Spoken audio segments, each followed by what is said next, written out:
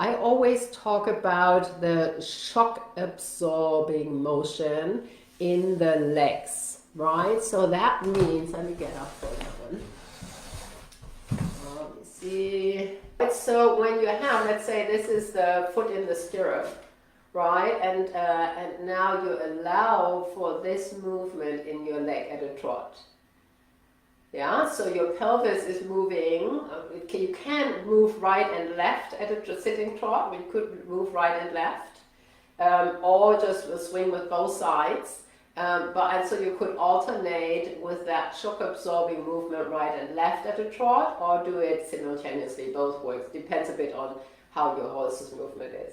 And see how this like little bounce of the heel that moves opens my hip joint, my knee, and my ankle. So I've got this movement going on, right? So if I'd be sitting on the horse, right, I've got, see how there is quite a bit of movement. When the horse moves with me though, it looks like we're really moving together, right? So that's the shock absorbing motion. That's really this like opening and closing of these joints, right? And in Canter, let's really just briefly, Canter, because it's asymmetrical, focus a little bit more on the inside. And the movement is slower, right? It's not this tung, tung, tung, tung of the trot, but you do a tu-du-dung, tu-du-dung, tu-du-dung with the inside leg, right? And this is even a bigger topic, so let me not go there because that's a little. We can go into that one again on the member portal as well. But so thinking of the shock absorbing movement of your legs, right? So that is, and you can even practice that a little bit at a walk.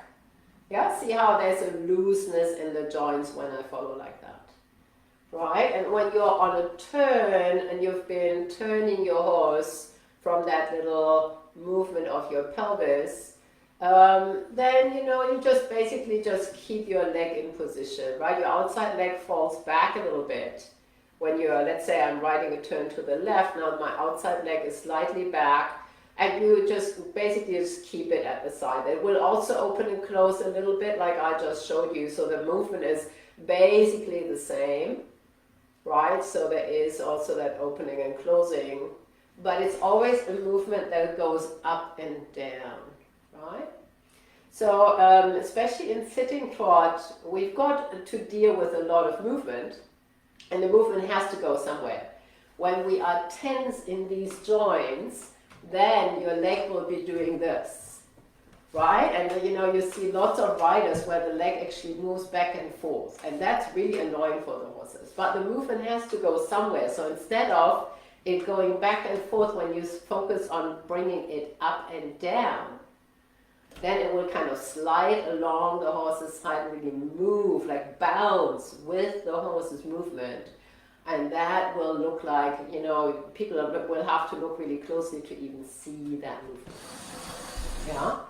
Okay, I hope that makes sense because I'm now,